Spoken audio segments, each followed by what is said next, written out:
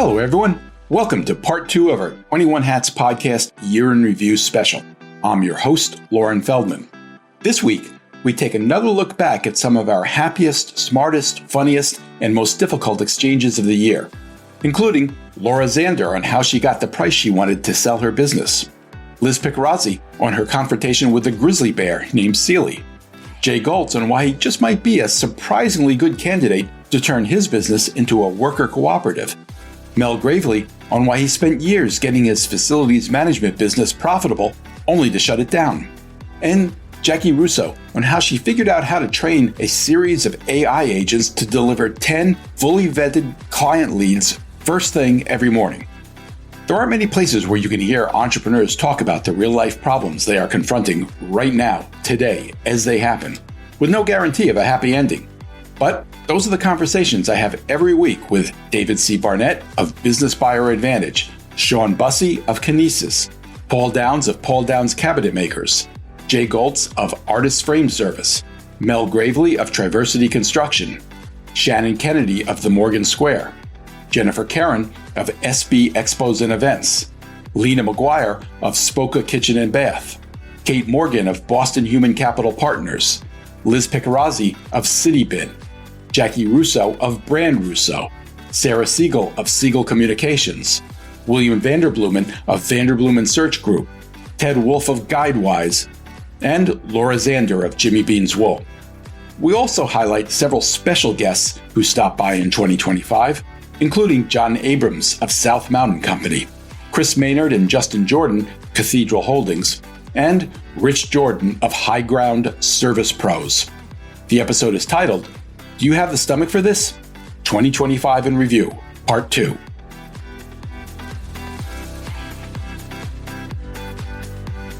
In the first highlight, from episode 258, which is titled, Laura Zander Named Her Exit, Laura tells us that she spent years taking steps to prepare her business to be sold. She wasn't necessarily looking to sell, but she wanted to be ready if the opportunity came along. Laura, were you actively going out and trying to find buyers, or did the buyers come to you? Walk us through that story a little bit.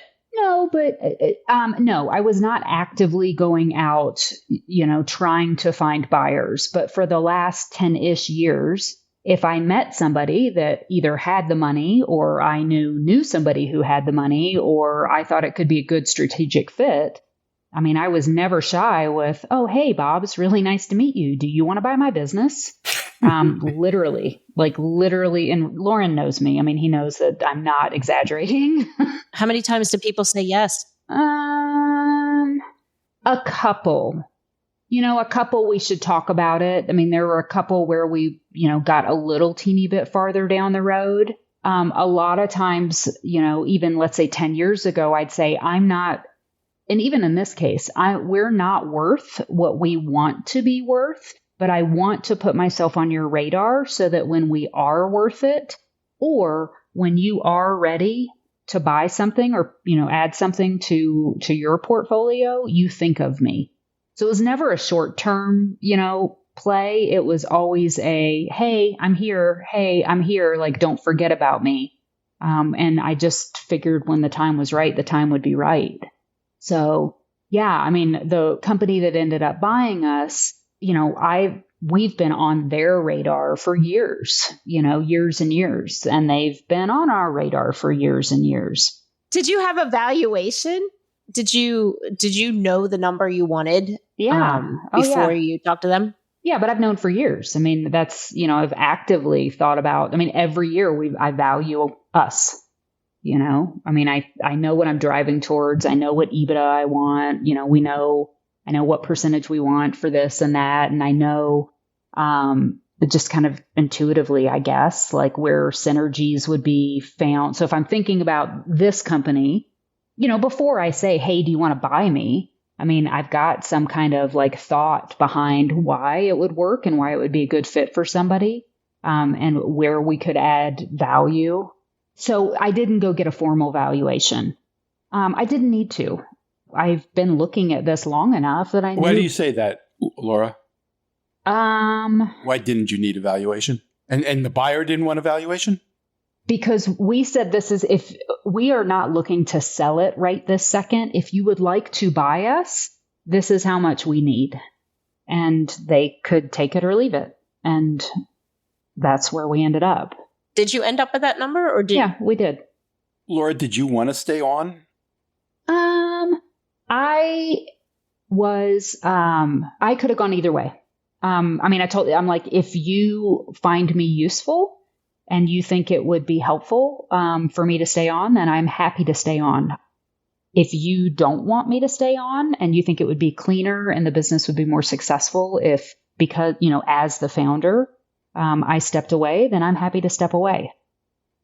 We're still kind of in that phase, right? It's been 3 or 4 months. We did end up, I took a role as an employee. I'm in the C-suite. There are 3 of us. And at this point, I think I'm being useful, and I think that the business is benefiting, from my experience. And I am learning a ton from these other 2 women who, went to business school and they know what they're doing. So for me, while it was unbelievably, incredibly stressful for the first couple months, it's starting to level out. And I'm getting to the point where I'm getting to start to read business books again. I'm getting to start to think about things at a slightly more strategic and higher level than I have in a long time. And that's super, super exciting. Did you get your price all now, or is there a period of time before you get the rest of the deal? We structured the deal so that if everything in the world collapsed tomorrow, there's some crazy thing like a pandemic, and the economy completely collapsed, we were happy. So, yeah, we got the deal that we were looking for. So, we were very lucky that way. And they were very honorable that way. And we were lucky in that we're look, again, we don't have to sell. I know the business isn't as big and isn't where I want it to be someday. That said, I had been shooting for a certain value. I wanted our business to get to a certain value, and we weren't there yet. So I was willing to take what it was valued at the time. Laura, how long were the phases, right? The phase where you're negotiating, then you agree on something, and then the phase of all the documentation. Can you walk us through that timeline? Sure. We semi-formally signed, a non-disclosure, I think in maybe October or so. And then I think it was Thanksgiving. Wait, October of 2024? Yeah. Right? Not that long ago? Oh, that doesn't seem that long. I thought you were going to tell me a year and a half ago. Okay. All right. Well, that's a long time. Is it, Mel? I have no idea. I don't know. It's because it's brutal. You just described it's brutal. The due diligence and the back and forth negotiations. Yeah. The process took 5 months. From the time we put it down on paper that, yes, we were interested in formally moving forward. The dating process, if you want to call it that. We had been chatting casually and flirting a little bit, I guess, for about 6 months. But I was also, polygamous, and I was also in dating others. Yes, dating others. I was also in other conversations, just coincidentally at the same time, and had gone down the path with some others. But from the time, we started the due diligence around Thanksgiving. I remember that because that was our Thanksgiving, were the 155 items that were on the due diligence list. And then we originally had planned to close the deal in January. But to your point, the negotiations back and forth and just, the communication of their lawyer and our lawyer. And, then me and the CEO would chat, about some stuff. And then some of the stuff would go back and forth. Yeah, just all the paperwork just ended up taking. And then with the election. So not only did we do this over the holidays and a Shopify migration, so a complete platform migration that we had worked 11 months on. So we changed our entire platform that we've had for 20 some years. That your husband built. That my husband built. So he's driving that. Election, Christmas, or I shouldn't say election, but inauguration, but election and post-election.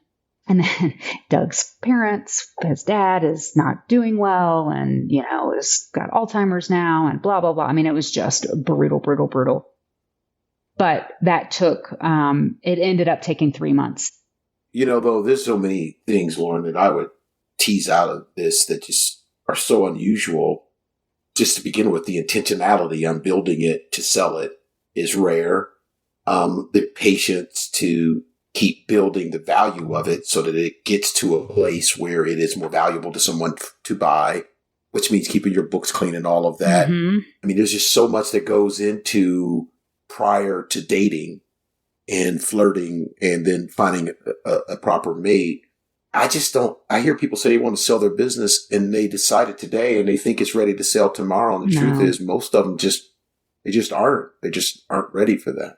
No, I mean, you got to go to the gym for a while, To get bikini ready. Is that right? Yes. Yeah. I mean, you just do. And again, at least my thought process was, and I think it was like the E-Myth or something that I read like 15 years ago that was like, I think his was like, build your business as if you're going to franchise it, in terms of like systems and processes and everything else. And mine was, and then there was a book, Build to Sell or something. But it was, this is just best practices, even if we keep the business for the rest of our lives. And we always had that open, I mean, again, we didn't need to sell. We weren't actively looking to sell it, but I always wanted, I wanted my legs to look good if the right person came along. And I wanted to be attractive. In episode 259, when your biggest hire ever is a bust, Jaci Russo talks about how thrilled she was when a recruiting firm helped her hire her first big-time salesperson, and how devastating it was when the person didn't work out. At the time of the hire, Jaci told us that she'd found precisely the person she needed, someone who hit the ground running and was already lining up opportunities in her first 3 weeks. She had already revamped Jaci's CRM system and had just been a general delight.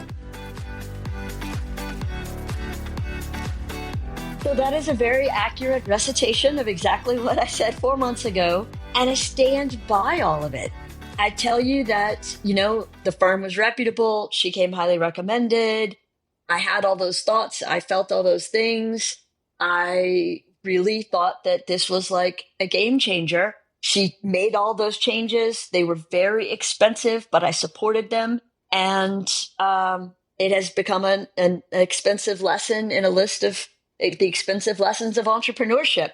So here we are, starting over again. Well, tell us, where did it go wrong? So the end unfolded in an odd way. So fast forward from the quotes you just gave, fast forward 3 months, and nothing has developed.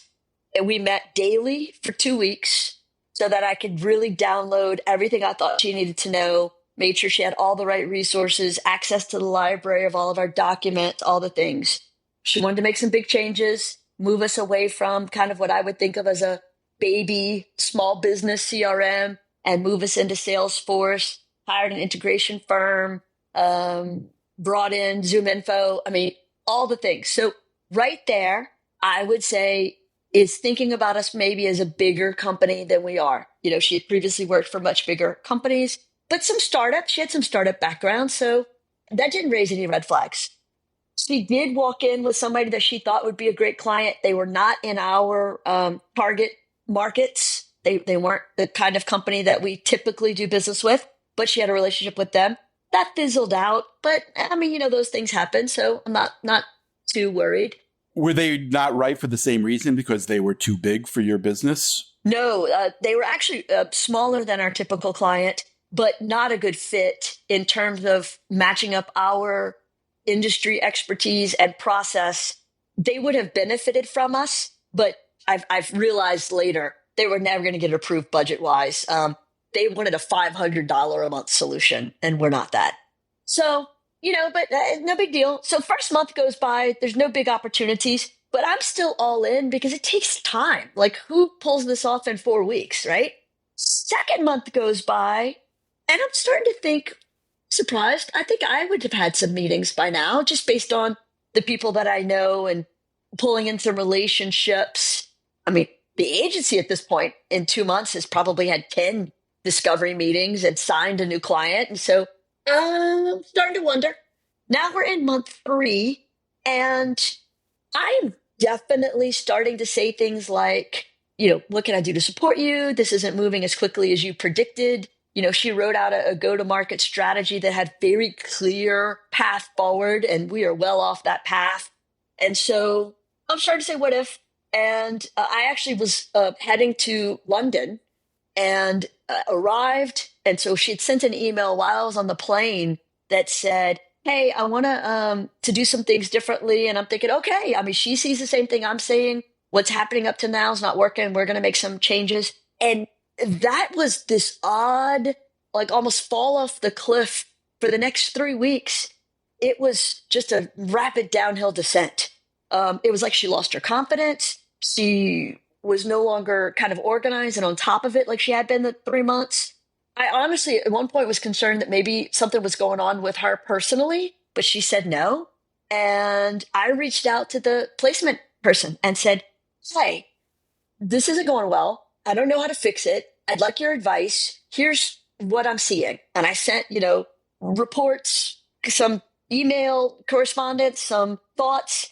Wow, yeah, that's surprising. Give me a couple days to think about it. I said, okay. Came back with an incredibly thorough breakdown, step by step. I think this needs to be different. I think maybe try that. I thought, oh, this is great advice. Yep, I've done 3, 4, and 5, but 6 and 7, that's really good advice. Okay, great. I'm going to start working on that with her. And then I get a 2-sentence email that says, this isn't working out. I tender my resignation effective immediately. And I was like, where did that come from? Wow. And so here we are. So, first of all, Kate, you run a recruiting firm. Any immediate reactions to that? Yeah. Was it a contingency search? Yes, I paid a finder's fee. And you had 3 months to make it work. Did you have to, because usually there's a 90-day guarantee.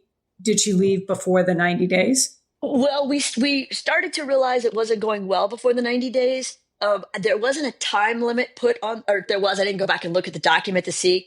I reached out, though, to the firm, and they were like, this is shocking. We've placed her before, and it's been a great success. We are stunned.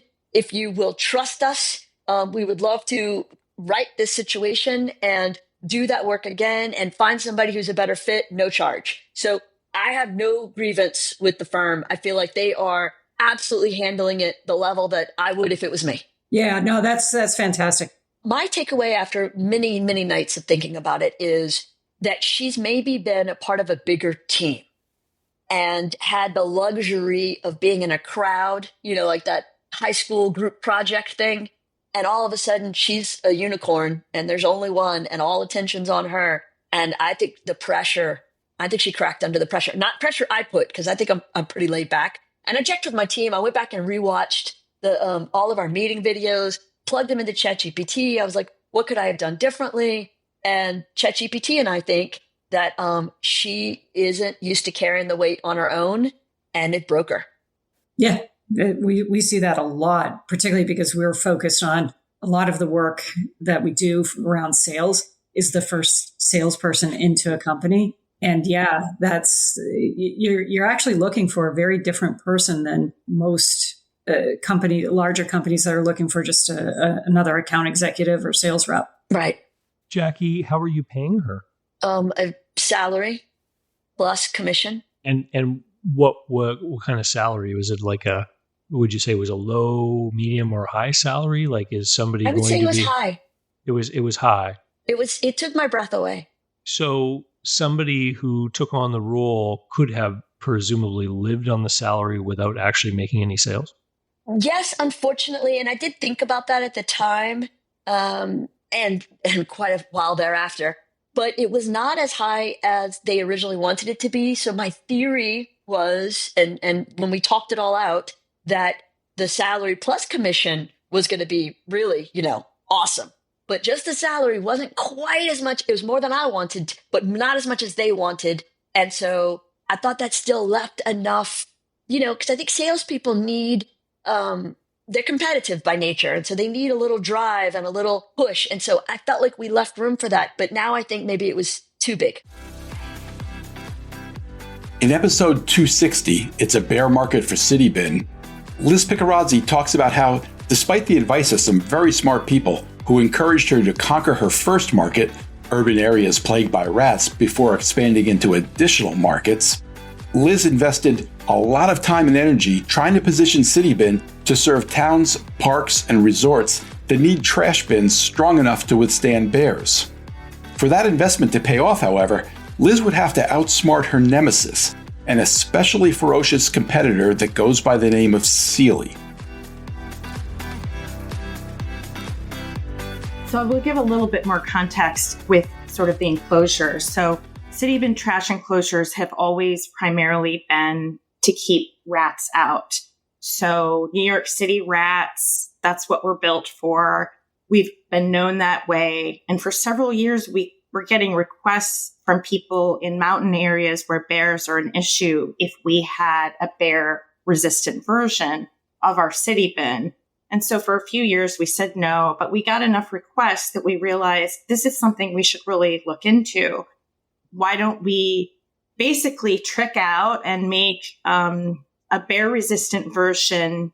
It's made out of steel instead of out of aluminum. It has all the bear-relevant hardware that you may think of if you go to a national park and you use it's sort of a paddle handle latch to open the doors.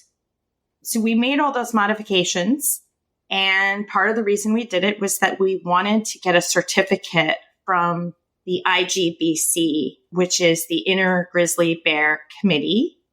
You guys can laugh. Is it made up of grizzly bears? No, it's made out of some really lovely people, actually, but they weren't easy on us. We went through all of the modifications to our product so that it met the qualification for IGBC. And then we set out to get it tested to be certified. So there's a testing lab for IGBC in East Yellowstone, Montana. And that is where they do product testing for all different types of bear-resistant products, trash cans, coolers, trash enclosures. And so we started our testing in 2023. And failed. Very surprising. I don't like that. We failed. Why did you fail? So it had to do with the mounting mechanism. And I don't want to go into great detail, but it sort of had to do with alignment of expectations about how the product would be mounted. And it ended up not being mounted at all. And so the bear pushed it over in 4 minutes. 4 minutes out of basically a 6-hour test with revolving bears. Every 45 minutes, new bears come in and test the product. So that was 2023. We made a bunch of revisions, went in there in 2024, last summer. And the bear legitimately got through. The bin was totally mounted. And it got in the front door. So we videotaped the whole thing. How did it get in? So basically, if you've ever seen bear testing, you'll see that they perform CPR on whatever vessel they're trying to get into. So they're basically just repeatedly pushing it over and over and over. The other thing they do is that the food, it's usually sardines and peanut butter, honey, dog biscuits. That's all rubbed all over the exterior, particularly in the hinges and around all the hardware, door edges. So they're smelling that food, and that's incredibly motivating. So they're trying to get in there and they can detect the weak points. The good thing about testing, I will admit, is that it really shows you where the weak areas are to improve it. There's no way I would have known that door wasn't bear resistant without getting a grizzly bear to test it. So for the sake of human beings and sake of the bears, it's really good that we knew that, because then we looked at the bin after the 2024 test and determined a few key areas where we wanted to make improvements. So that's the background going into 2025. Did you pay the grizzly bears? Or you just exploiting their free labor? We pay for a certification test. And, these bears are somewhat lucky because they would have been euthanized. There are only about 10 bears at the center, and that is over the years. So these are bears that all became habituated to human food and therefore, became not safe to themselves or humans because they would repeatedly go back to the same food sources.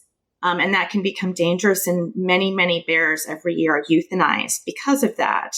So we're not paying the bears, but the bears basically have a lifetime home. You just saved their lives. You are really going right to heaven. No question about it. Okay, so should I move on? 2025. Yeah, tell us. So 2025, we take a year to make the changes. We set the date up.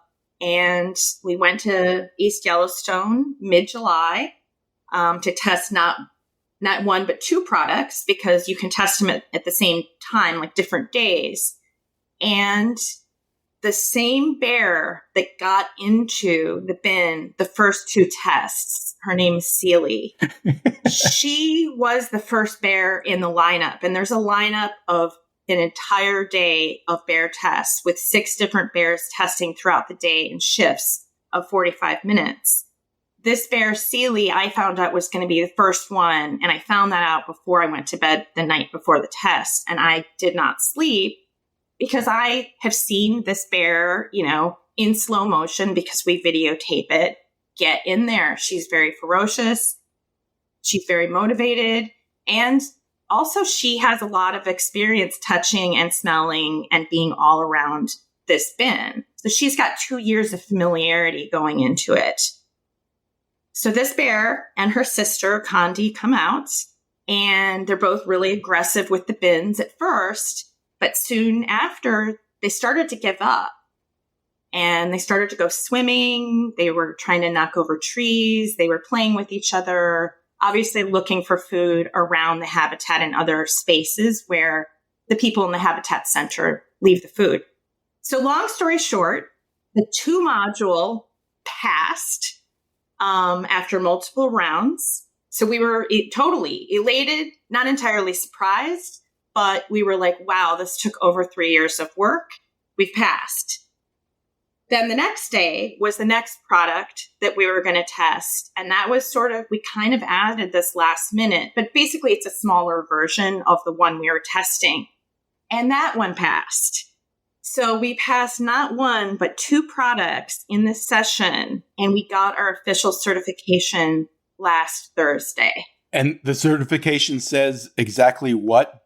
It says it's certified by the IGBC as bear resistant. And that is per the test protocol, that we followed. Congratulations. Wait, did you get a certificate that's suitable for framing?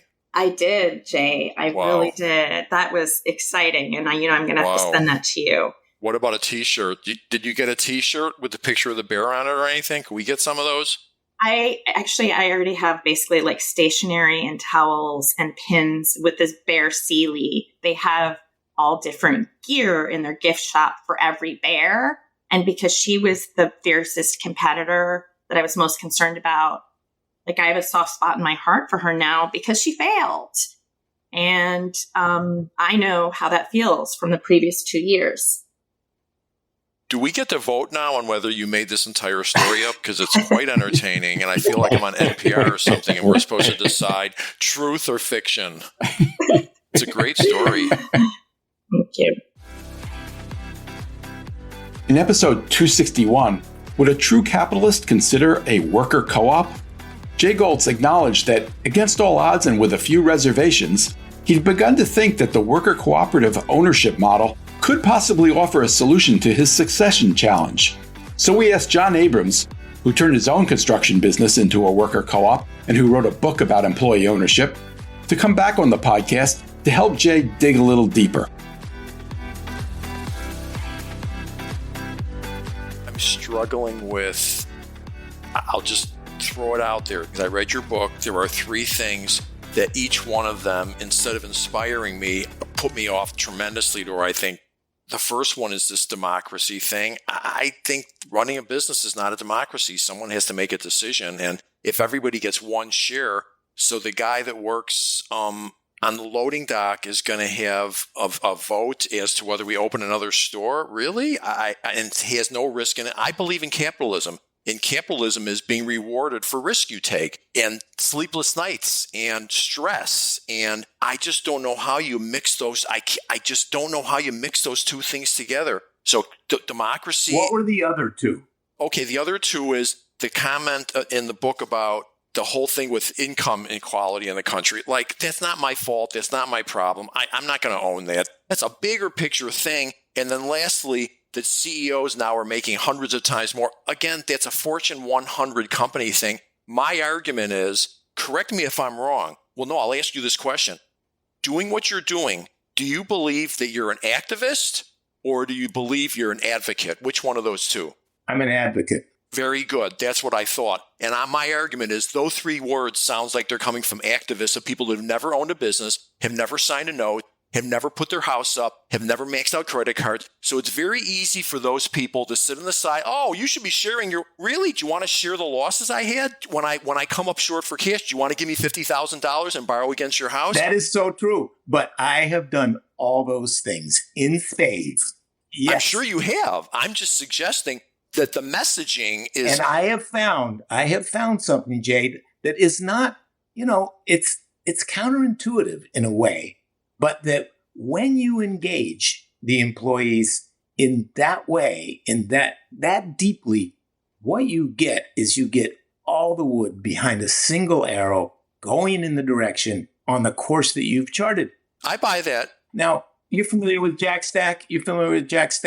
Sure, absolutely. I talked to him about, Yeah. That's where I got the first idea about ESOPs from Jack Stack. So open book management is a form of democracy. You're sharing it all. You're sharing it with everybody. But the reason you're sharing all that stuff is to give them a way to understand what they need to do and how they can help to make the business successful.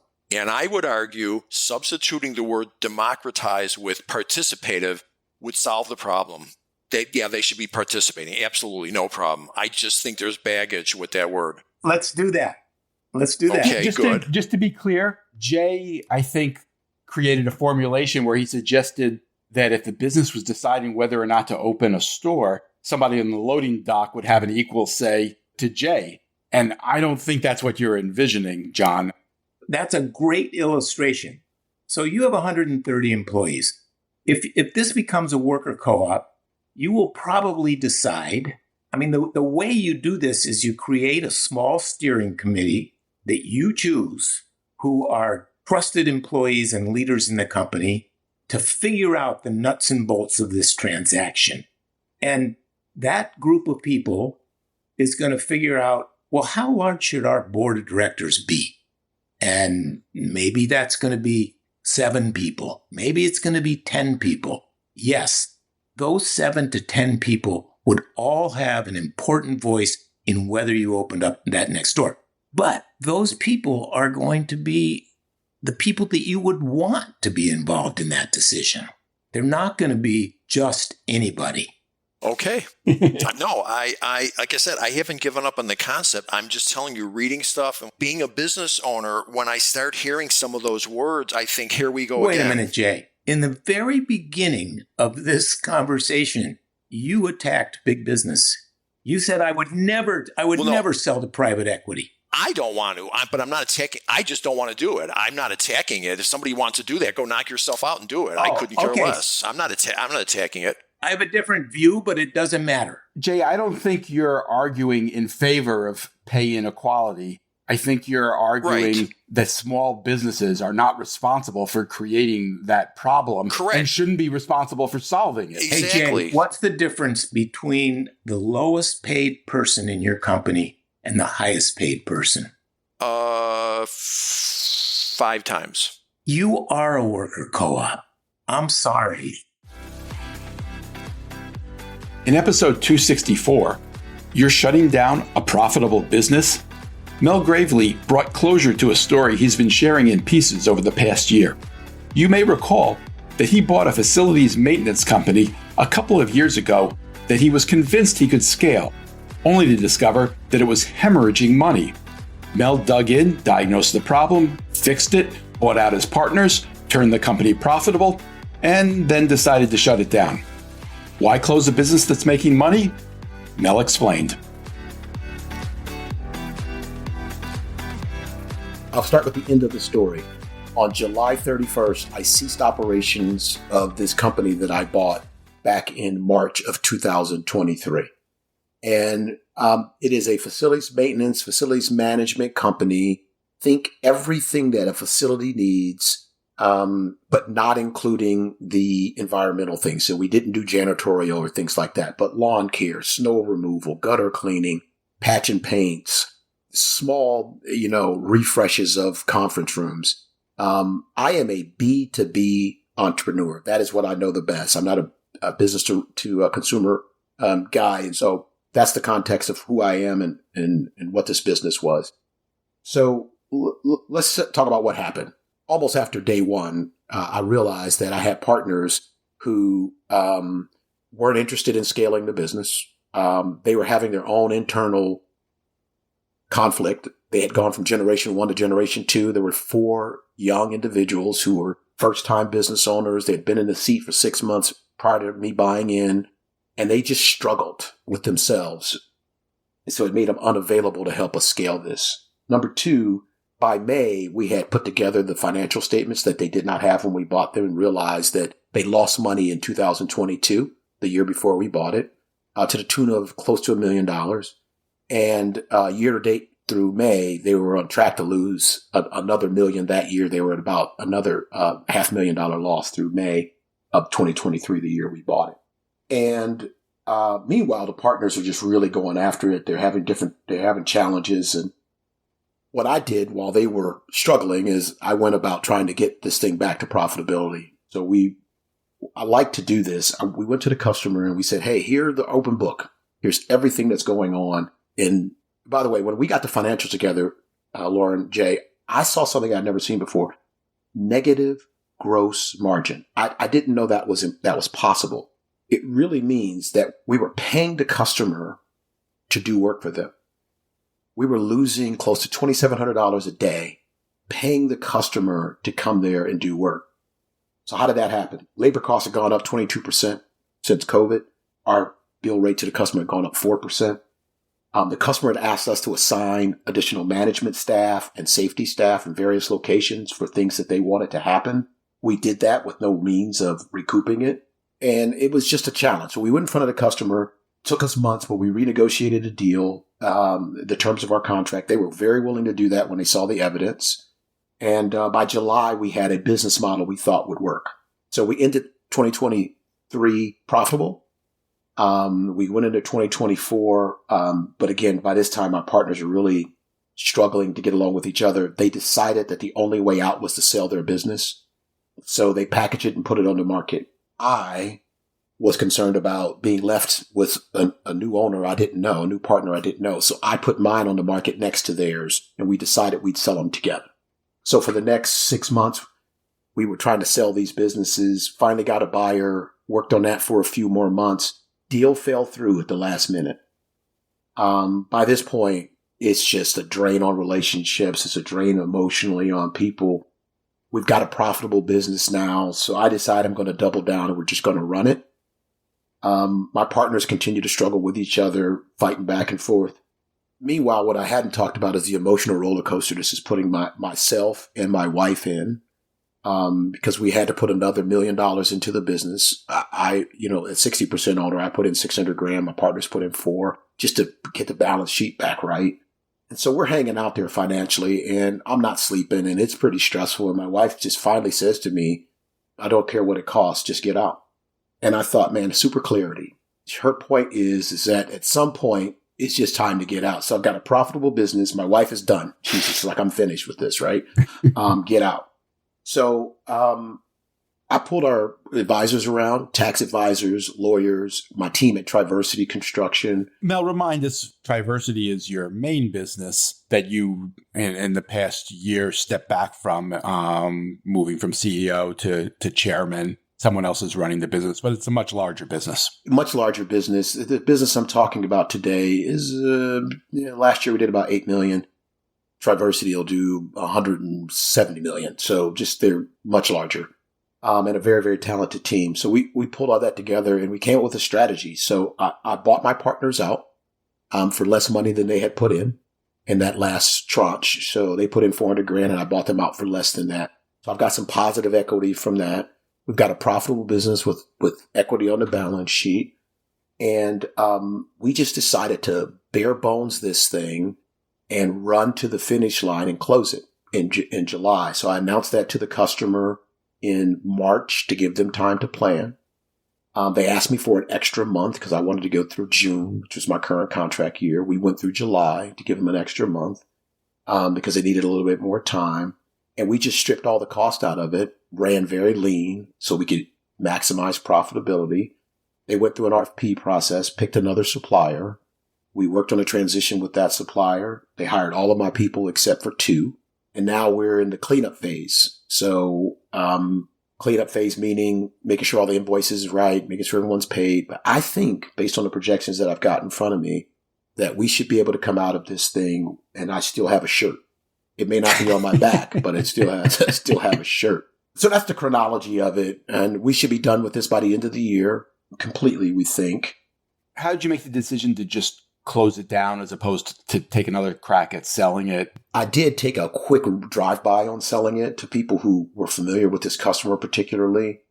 You know, when you've got one customer, when you've got a contract that is on paper ending in this coming June, which we would have re-signed, but I hadn't re-signed it yet, and you've got payment terms that are 120 days, you're not a very attractive buy target. In episode 266, your employees want a career path. Can you keep them? David Barnett, Jay Goltz, and Kate Morgan react to a Reddit post from an owner who is really struggling with managing employees. Is this just what having employees is like, the owner asks? Please tell me I'm not the only one losing my mind. I started the conversation by reading the post. I don't even know what to do anymore. We went from a small team of 3 to 8 since April, and I thought hiring would solve problems, but really it just created new ones. Like now, instead of being stressed about delivering, I'm stressed about training people to do the work. We had this new guy just joining, seemed smart with good portfolio and spoke well during the interview. I put off a complete day to talk with him about everything that we do, tools we use, our process, file organization. He's proactive, asking questions and taking notes, which made me think, finally, a good candidate amongst them. Next day, he calls me over to his desk and he asks me something about where we keep docs, which I clearly had explained to him yesterday. Are you kidding me? It took him just a day to forget that.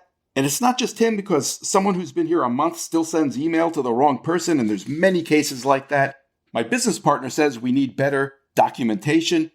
But when I'm answering the same question on repeat, being behind on client work and starting to get sharp with people who are just trying to learn, I know this is an investment and that after 6 months they'll be solid, but right now this is very time consuming and I'm not sure it's worth it. Is this just what having employees is like? Please tell me I'm not the only one losing my mind. Yeah, I can answer this. Please. He's investing in the wrong place because every business has systems. The problem with his business is that the systems are in his head. And he hasn't properly documented how they do things, and he doesn't have some kind of playbook or company wiki, or these things go by different names. But you should be able to sit down with a new person and say, here's the flow of how we either handle a client file or how we manufacture our widget or whatever it is the business does. We go through these various steps, and here are the different people in our organization, and here are the job descriptions and the roles that they cover. And here are the tools that everybody uses, and this is, your role, and this is the stuff you're going to be doing, and here are the tools that we have, established for doing those roles, and it's all right here. Because nobody can drink from the fire hose in one day and learn everything about a business and expect to have it top of mind.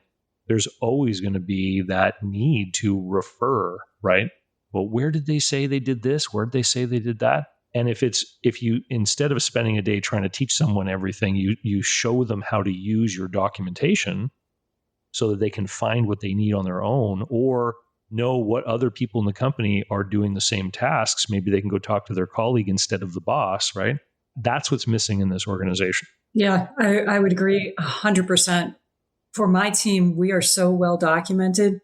I love it because I have my own specific track that I train new employees, but then I can push it off to everybody else. So I don't have to deal with people because I'm not the most patient person. I think that is incredibly valuable and right. There's another piece of this I wonder, though, which is, in addition, did he check their references? Where did they come from? Maybe they were just fired from the third job because they can't remember doing. I don't know. I'm not. It's interesting to me that he said he thinks they'll be solid in 6 months, which suggests that maybe he did hire the right person. Why does that make you think he hired the right person? He thinks they're going to be good down the Maybe road. he's wrong. But I get it. He's frustrated that they're not picking it all up right away, as Dave said, despite not having the processes in place that would make that. But he emphasized he spent the whole day with them, and my argument is that's part of the process. The other part is to find out why they leave their last job. He didn't mention, and they got great references. I didn't hear that part of it, so I don't know that isn't part of the problem. In episode 270, welcome to employee ownership without the hype. Special guests Chris Maynard, co-founder, and Justin Jordan, CEO of Cathedral Holdings, a 100% employee-owned ESOP, talk candidly about their ESOP journey. They are big proponents, but they don't sugarcoat it. Because if I recall correctly, you did have an issue shortly after you sold to the ESOP, and I only know this because you shared it publicly previously. I think your business did suffer for a while, and if I remember correctly, you even had to kick some money back into the business. Am I right about that? You had to bring that up, didn't you, Lauren? Yes, I did. Yeah. We entered right after the transaction, really what we affectionately called Death Valley. And for whatever reason, in the fall of 2011, we hit a bit of a drought, in terms of sales and performance. And for the first time in our lives, we were under bank covenants. We had taken some level of debt for the transaction. We seller financed a good amount of it too. But, I found myself starting to really perform differently and run the company differently than we had previously. One of the reasons we didn't sell to an outside suitor, a competitor or a private equity or anything like that was because, I never wanted the numbers to determine how we behave. But I found myself doing the exact thing that I didn't want, if a private equity owned company or a competitor had bought us. I was micromanaging our sales team, nagging them about closing business and orders. And I remember distinctly sitting in front of our banker one morning. We had a monthly meeting and we had failed covenants. And he looked across the table at me and he said, "Chris, what keeps you up at night?" And I said, "Are you kidding me?" I said, "Every time I close my eyes, I see your face." And, it was this haunting feeling. And you're right. My partners and I got together and I just said, "Guys, listen, I can't live like this. I don't think it's good for me. It's not good for our business. Let's kick some money back to the bank, get outside of these covenants and get back to doing business the way we've always done it." And we did that. And once that pressure was off of us, we were back off to the races again.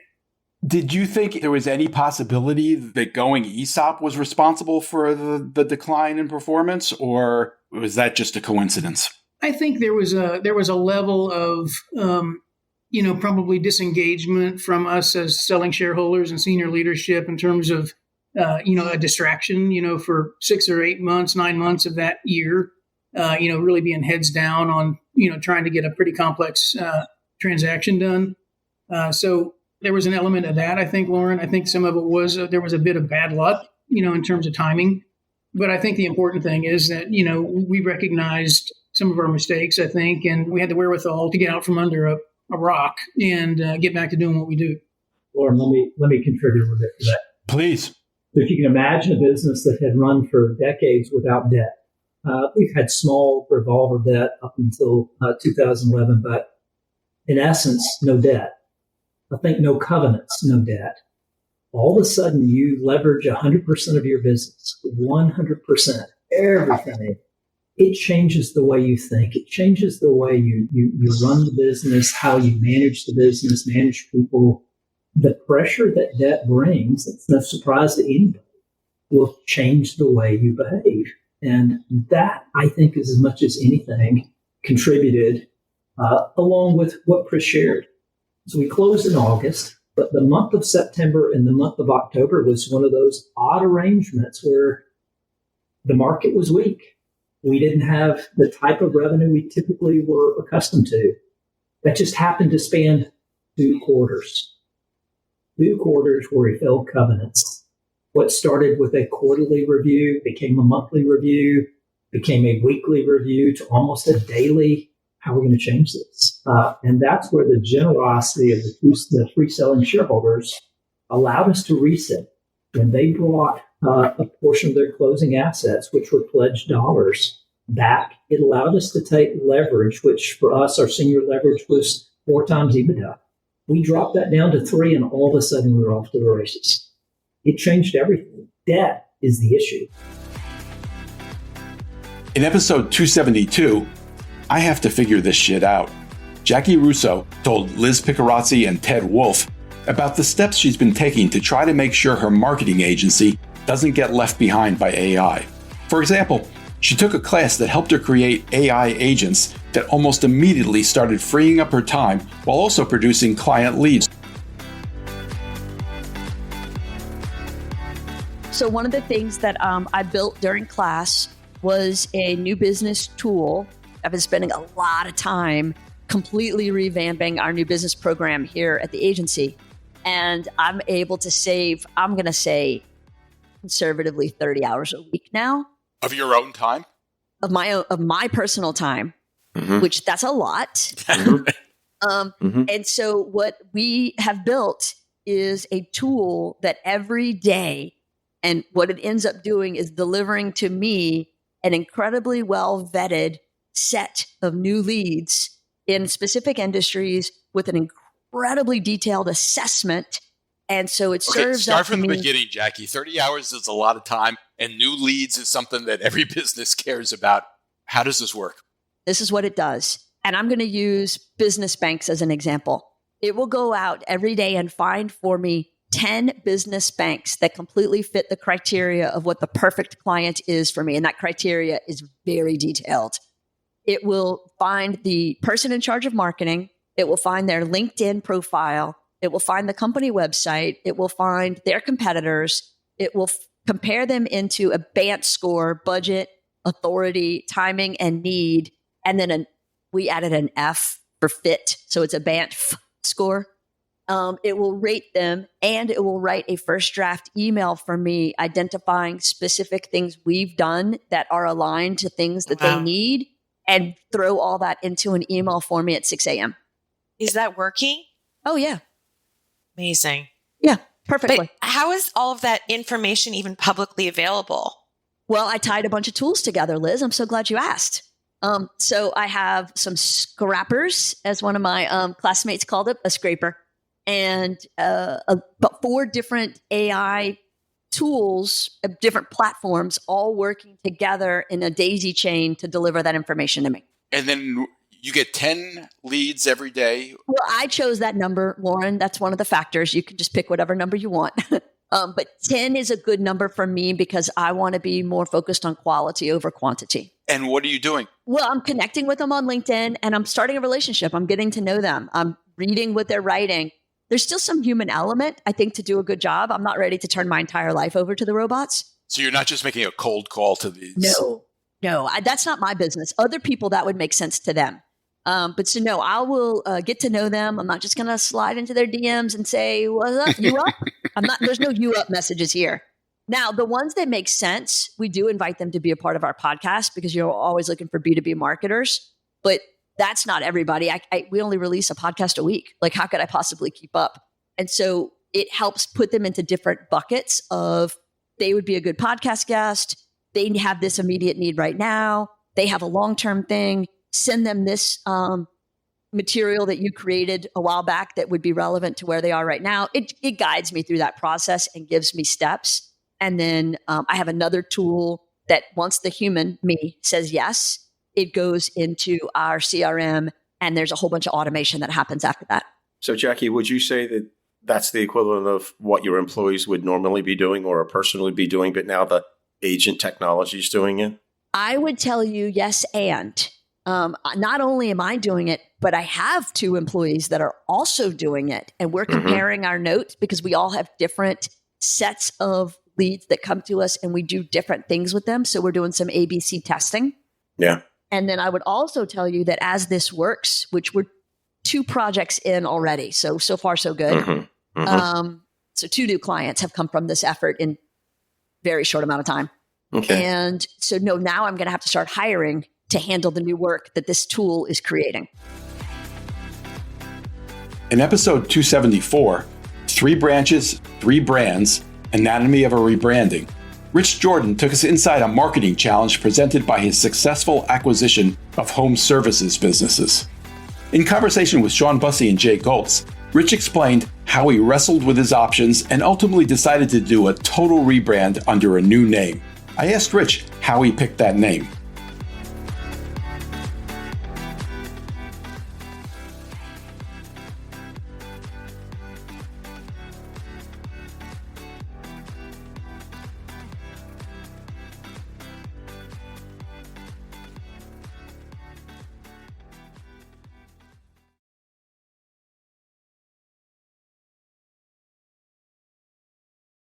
So, we talked about culture earlier, and shared mantras and how important this is to us. So we have 10 core behaviors at Sanford and across the other branches as well, but certainly like most embraced at Sanford. And one of them, which funny enough was voted the team's top core behavior, is seize the high ground, do the right thing even when not easy or profitable. And, seize the high ground is a little bit of a throwback to my military background and has a little bit of that flavor to it. But of the 10 core behaviors, I feel like we lean into that one more than any other one. Of course, we're dealing with dozens of customers every day. Things go awry occasionally. We have to go back out, fix stuff, do stuff for free, refund money. Like where another contractor might argue with you and try to nickel and dime and split hairs, like we really lean into that seize the high ground. It always surprises me that companies don't do that you don't lose money once in a while. So good for you. I'm sure that's a major reason why you're successful. I think so. I think I think that that core behavior and a few other things that go behind it operationally, I think is a huge part of our growth story and our satisfied customer base. And in many ways, it's one of those things that like you want to try to be able to say things that your competition is not willing to say, right? And for us, like one of those things has been we offer a lifetime workmanship guarantee. Anything we touch, it's like done right or we're going to make it right. And like we totally stand behind that. Whose lifetime, the customers or yours? Well, yeah, I play pretty fast and loose, Jay, so I don't know if we want to do it on my lifetime. So like, that's very much tied into the seize the high ground core behavior and certainly something we lean into every day. That all said, now that I've given a quite lengthy prelude here, our new name is High Ground Service Pros. And it's been really cool. Like I did the reveal of that name to the team about a month ago. Just seeing like sort of like the buy-in from the team around that, the fact that they had been like taking that core behavior so seriously, living that, and then now seeing it on the side of the truck, it was very cool. Because I was worried not just about our customers, but I was also worried about the team and if they're gonna like it, if they're gonna buy into it, and the response was resoundingly positive. You've really tapped into something that I believe my 116 employees buy into, which is they feel good knowing that we're taking care of customers. Like I feel great that I took what my grandfather taught my father, who taught me, who I taught them. I feel great about the fact that my employees get it, that they want to take care of customers and they've been trained to take care of customers and they're proud of that. And I think that's what you've done. And I can see where they would be proud of that name because they get it. I think one of the toughest things as a technician, if you're working for the wrong company that, doesn't lean into that is, you're standing in a basement with a homeowner with a broken furnace and, it might have been our fault or maybe we installed it improperly. And then you got to tell that customer that it's going to be another $1,500 to fix it. Rich, how did that name emerge? Did you have a whole long list of names that you considered? Did you test names? What happened? It was kind of cool how it happened, actually. So we decided we were going to entertain this idea that we would change the name. And my branding agency came out on site for a full day. And it was the creative ad writer, like the copywriter, like sort of more of the sales and operations focused partner of the two. So they came out, spent the day with us from like 8 a.m. to 10 p.m. interviewing me, some of my key leaders, the rest of the team, went out to dinner, really just immersed for a day. And then they left. And we stayed in like loose touch for a few weeks. And really it was that creative just kind of like stewing on what he saw while he was here. And then he, classic kind of marketing, advertising, pitched me on a few names. And actually, I went into that meeting and I was like, I hope these names suck. I hope he just brings me some names that I can just shoot down. I was like, because if we can stick with the Sanford name, that's going to save me like $300,000 on the rebrand. And one of the ones that he put in front of me was High Ground, and it basically just like knocked me over. You had me at hello. Yeah, I think verbatim, my response was, "You son of a bitch! I can't."